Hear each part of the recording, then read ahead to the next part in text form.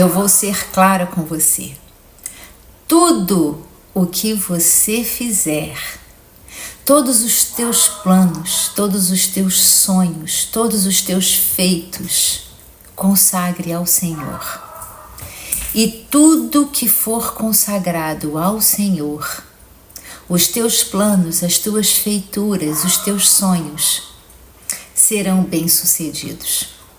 Isso está escrito em Provérbios, no capítulo 16, no verso 3. Além disso, diz: ao homem pertencem os planos do coração, mas do Senhor vem a resposta da língua. A resposta de tudo que você planeja, dos teus sonhos, do que você faz, do que você vive, do que você quer viver, vem do Senhor. Sabe por quê? Todos os caminhos do homem lhe parecem puros, mas o Senhor avalia o espírito. Consagre ao Senhor tudo o que você faz e os seus planos serão bem-sucedidos. O Senhor detesta os orgulhosos de coração. Sem dúvida, os orgulhosos, eles são punidos. Tenha muito cuidado com o teu orgulho. Tenha muito cuidado com o temor que você tem. Você precisa definir se o seu temor é a Deus ou se o seu temor é aos homens. Aquele que teme aos homens, ele respeita mais o que os homens pensam, da forma que os homens veem, da maneira que os homens que eu digo ser humano, homens e mulheres, da maneira que eles julgam, aquilo que eles esperam, qual vai ser a tua posição diante de alguma situação. Mas aquele que teme a Deus, ele respeita a palavra de Deus, os ensinamentos de Deus, os propósitos de Deus na sua vida. Herodes, quando mandou decapitar João Batista, foi porque a sua enteada dançou para ele, e depois de uma dança na frente dos amigos, Herodes então disse a ela que ela poderia pedir o que ela quisesse que ele faria. Herodes, ele gostava de João Batista. Porém, a enteada pediu a ele a cabeça de João Batista, influenciada por sua mãe. Herodes, mesmo gostando de João Batista, ele teve mais temor aos homens que estavam ao redor dele, querendo fazer, cumprir, mostrar que ele poderia fazer aquilo, porque teve mais temor aos homens do que temor a Deus. Veja e estude bem a quem você tem temor, a quem você está respondendo, quais as expectativas de quem você está respondendo, se ao reino do mundo ou se ao reino dos céus. Porque o mundo também tem um reino. Aquele que governa um filho de Deus é Deus. Aquele que governa um filho do Senhor é o Senhor. Mas aquele que não tem o Senhor como seu Senhor, como seu Pai, ele é governado por aqueles que governam o mundo. Eles fazem aquilo que o mundo espera que eles façam.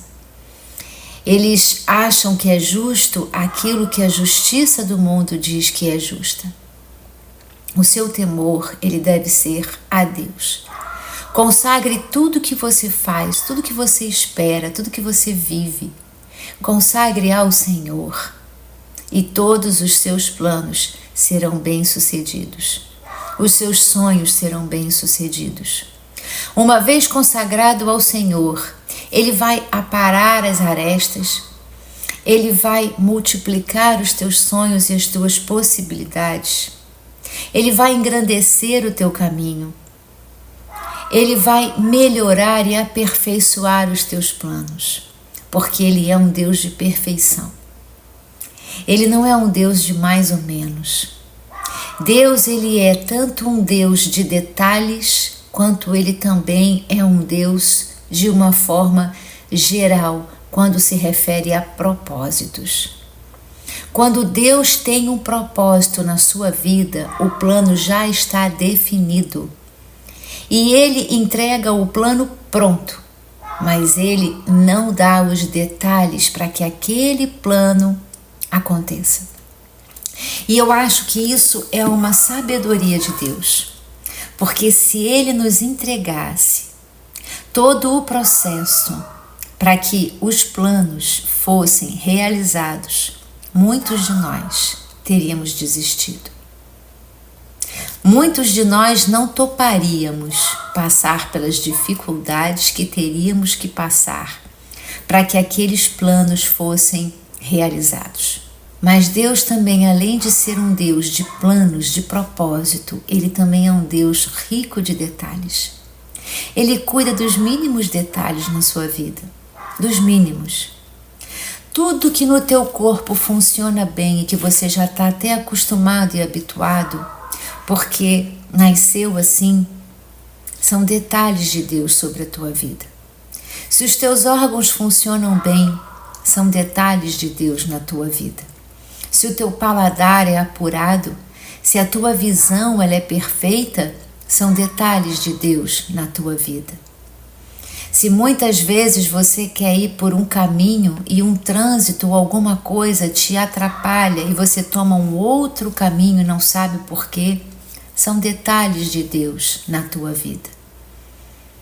Consagra ao Senhor cada amanhecer da tua vida. Se habitua a fazer isso. Nós estamos hoje vivendo os últimos dias do ano de 2023. Daqui a algumas horas, 2024 começa a acontecer. Deus é um Deus de eternidade, mas na própria palavra dele, ele também se refere a tempos. Ele sabe que nós vivemos num tempo cronológico. O tempo de Deus é eterno. Mas ele sabe que o tempo do mundo aqui nosso é um tempo cronos, é um tempo cronológico, é um tempo de relógio, é um tempo de calendário, é um tempo de que um ano tem 365 dias, um mês tem 30, uma semana tem 7, um dia tem 24. Ele sabe da maneira que nós vivemos, nós é que não entendemos a eternidade de Deus. Porque tudo já está pronto. A Bíblia, ela do início ao fim, do fim ao início, é uma única coisa. Então, pega 2024 e faz esse teste, essa experiência na tua vida. Não vai te custar absolutamente nada, é de graça. A graça do Senhor sobre a tua vida é de graça, não requer imposto. Não requer sacrifícios, não sacrifícios celestiais. Vai te impor sacrifícios terrenos. A abertura de mão de algumas coisas que você já está habituado, mas que você vai ver que não te fazem falta nenhuma e você vai descobrir que o que faz falta na nossa vida inteira é, na verdade, aquilo que vem dos céus. Aquilo que Deus emana para a nossa vida e que muitas vezes, por mais que Ele mande, parece que a gente fica fazendo assim, querendo se desviar. Não se desvie das bênçãos e da graça do Senhor, porque elas vêm para você de graça e o mundo não te dá nada de graça. Tudo que o mundo te dá, ele te cobra e ele cobra muito caro. Os impostos do mundo são muito altos. O preço é muito caro. Mas não existe imposto com Deus. Não existe preço alto com Deus. Porque Jesus pagou os nossos impostos por um alto preço, pela sua própria vida. Com Deus vivemos sob a graça, a bênção, e ela é de graça, te dada todos os dias, a cada amanhecer, e até na hora do teu sono, porque o espírito, ele não dorme. O nosso corpo, ele descansa, os nossos olhos se fecham, mas o nosso espírito, ele vem de Deus. E o espírito não dorme, Deus não dorme. Deus te vela e te vigia até na hora do teu descanso corporal. Em Provérbios, também no 16, diz assim: em seu coração o homem planeja o seu caminho, mas o Senhor determina os seus passos. O Senhor tem direção para você. E fique atento à palavra de Deus, porque Ele fala contigo. Aprende a ouvir o Senhor. Porque o caminho é sempre um. Jesus diz: eu sou o caminho, a verdade e a vida. O caminho é sempre um. Mas Deus muitas vezes, no meio do caminho, Ele pode mudar a direção, mas jamais o caminho. Ele vai sempre te levar para aquele lugar que Ele planejou para você. Mas algumas vezes é necessário mudanças de direção. Mas você vai chegar aonde Deus quer que você chegue. Como saber, Patrícia, se mudou a direção? É fácil. Ouça a voz de Deus. Não ouça as outras vozes, ouça a voz de Deus, porque Ele te conduz. Ele te guia. Em João está escrito isso, porque o Espírito Santo de Deus guia os filhos de Deus. Entregue a sua vida ao Senhor. Diga: eu tenho um Pai. Eu tenho. O meu terreno não está mais aqui. Ele já está com o Senhor. Mas eu nunca deixei de ter um Pai. Nós temos o nosso Pai Celestial, o nosso Pai Mor. Ele simplesmente nos deu quando nascemos sob a responsabilidade de algumas outras pessoas que já estavam aqui na Terra. Mas Ele nunca deixou de ser o nosso Pai. O nosso Pai principal, inclusive Pai dos pais que foram nossos aqui ou que são ainda para aqueles que têm os pais ainda vivos. Em Provérbios 16, no versículo 7, diz o seguinte: quando os caminhos de um homem ou de uma mulher são agradáveis ao Senhor, Ele faz que até os seus inimigos vivam em paz com Ele. Sabe o que quer dizer isso? Deus, Ele faz até com que os seus inimigos sirvam ao propósito de Deus sobre a tua vida. Um dia isso aconteceu comigo e um dia eu vou estar pronta para contar o meu testemunho. Deus muitas vezes me chamou, mas eu não sabia ouvir. Mas um dia Ele usou dos meus inimigos para que o propósito dele fosse cumprido na minha vida. E glória a Deus por todas essas pessoas que, enquanto o diabo usava, Deus usou a meu favor. E assim é contigo. Entrega a tua vida ao Senhor, porque até aquilo que você pensa que veio para o seu mal, veio para a tua salvação. E Deus, Ele te livra de onde Ele não quer que você esteja, Ele te coloca aonde Ele precisa que você esteja e principalmente, Deus faz você chegar onde Ele quer que você esteja, que você chegue.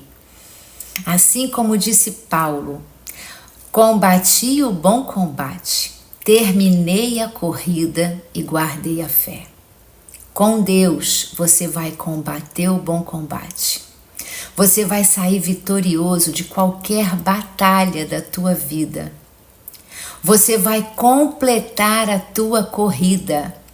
Você vai, que nem aqueles corredores, abrir o peito e arrebentar a faixa de chegada.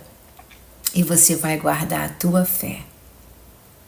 e você vai ser recebido de braços abertos pelo Senhor no reino dos céus.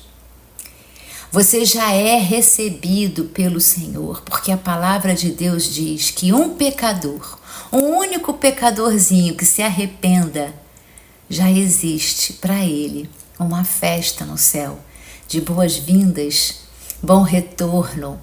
Bom retorno porque foi de lá que nós saímos e foi aqui que nós nos perdemos. Mas vem o Senhor e Ele bate a tua porta. Ele está batendo na tua porta agora, meu irmão, minha irmã. Eu sinto isso. Eu sinto que essa palavra de Deus está batendo na porta do teu coração através de mim. Deus está nesse momento me usando para bater na tua porta e dizendo: eis-me aqui. Se você quiser me receber, basta abrir a porta. Jesus, ele não arromba, ele é tão educado, ele é tão gentil, ele bate e ele aguarda a tua abertura. O diabo, ele arromba, ele pula o muro, ele corta as grades, ele rompe até uma cerca elétrica. Mas Jesus não, ele toca a campainha. Ele está tocando a campainha do teu coração, meu irmão, minha irmã. E está dizendo: eu estou aqui, me recebe, porque de mim você vai beber água viva, assim como ele disse para aquela mulher samaritana no poço. De mim você vai beber água viva. E ela, percebendo que ele era Jesus, ela saiu correndo e contando para todos de Samaria que tinha lá no poço um homem que ela achava que era o Messias tão falado. E Jesus passou 2 dias naquela cidade e muitos se converteram. Jesus, ali ele relata que ele teve sede. E também quando ele está entrando numa cidade em Israel, isso está em Mateus, talvez capítulo 21, a parábola da figueira seca. Quando Jesus está chegando em Israel, ele é atraído por uma figueira, cheia de folhas, viçosa, frondosa, linda. Mas quando ele chegou perto da figueira, não tinha nenhum fruto. Mas quando ele chegou naquele poço em Samaria, estava cheio de água. O poço que ele tinha sede estava cheio de água. E muitos creram, se arrependeram, se converteram. E para aquele que ele veio, a figueira estava seca, frondosa, cheia de palavras, os fariseus cheios da lei. Porém, o seu coração não era arrependido. E em Provérbios eu li para você ainda há pouco.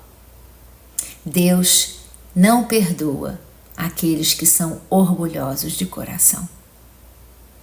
Larga o teu orgulho, a tua vaidade. Largue o teu temor aos homens e tenha temor a Deus. Siga a palavra de Deus. E os teus planos, eu tenho certeza que eles serão muito bem sucedidos. E você vai me contar aqui. Eu creio nisso. Faz esse experimento em 2024. Começa um ano consagrando tudo, não são algumas coisas, ao Pai. Amém. Fica com Deus, fica com essa palavra. Que Deus te abençoe.